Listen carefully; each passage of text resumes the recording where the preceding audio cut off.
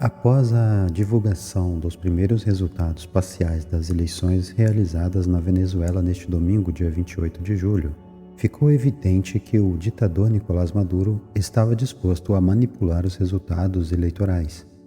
Isso levou a inúmeras manifestações por todo o país, com milhares de pessoas expressando sua indignação de diversas maneiras, incluindo a destruição de placas e propagandas eleitorais de Maduro e estátuas de Hugo Chávez, fundador do regime chavista que controla a Venezuela desde 99. As manifestações se intensificaram quando o Conselho Nacional Eleitoral CNE, responsável por organizar as eleições e contar os votos, se recusou a continuar divulgando as atas eleitorais e, sem apresentar números concretos, declarou Nicolás Maduro como vencedor das eleições. Com o tempo, à medida que as atas foram sendo lentamente liberadas, tornou-se cada vez mais claro que Edmundo González, o candidato da oposição apoiada por Maria Corina Machado, havia vencido as eleições por uma ampla margem.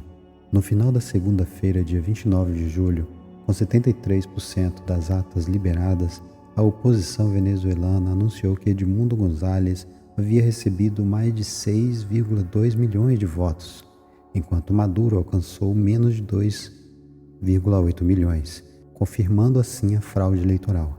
Essas revelações e a confirmação da fraude intensificaram os protestos na Venezuela, resultando nos primeiros confrontos violentos entre manifestantes e as forças policiais, controladas por Maduro, na terça-feira, 30 de julho.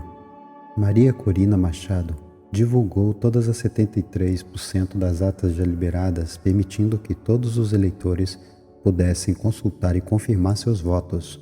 Com a fraude eleitoral de Maduro comprovada e os protestos se intensificando, o país se encontra em um ponto de inflexão, com muitas variáveis em jogo. Vamos nos concentrar nos cenários mais prováveis de ocorrer, começando pelo principal, onde Nicolás Maduro se mantém no poder a qualquer custo.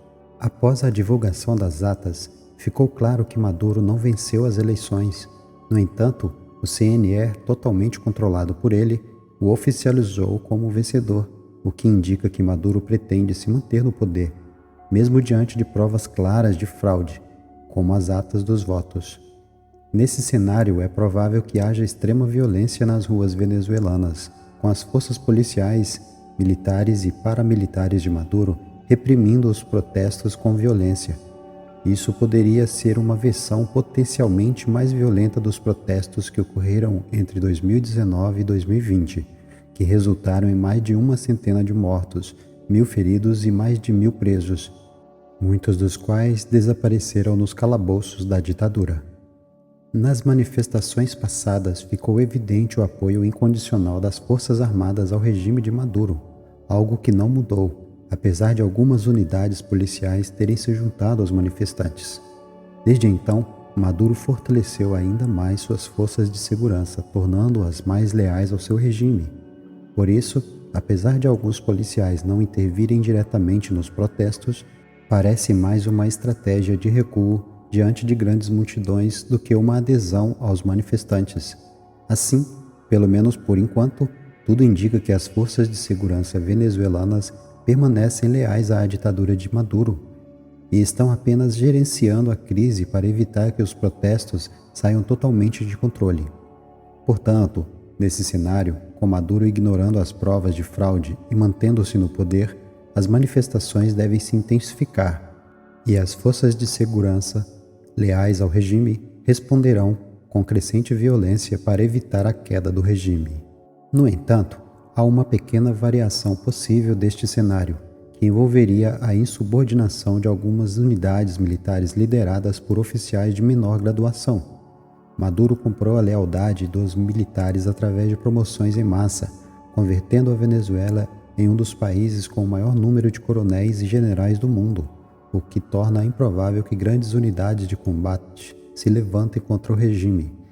No entanto, pequenas unidades lideradas por oficiais de menor patente, como capitães, podem se unir aos manifestantes. A história está repleta de casos de levantes militares liderados por capitães, como a Revolução dos Cravos em Portugal em 74. Nesse cenário, existe o risco real de uma guerra civil na Venezuela, com Maduro apoiado por partes do exército, avançando contra os manifestantes, apoiados por outras facções das Forças Armadas. Uma guerra civil com esses contornos poderiam resultar em um número terrível de baixas, especialmente entre civis, sendo, portanto, o pior cenário possível. Por fim, há o cenário em que Maduro, isolado internacionalmente, após a oposição apresentar provas contundentes de fraude, foge do país com sua família e membros de seu governo para algum país sem tratados de extradição, como Irã, China ou Rússia.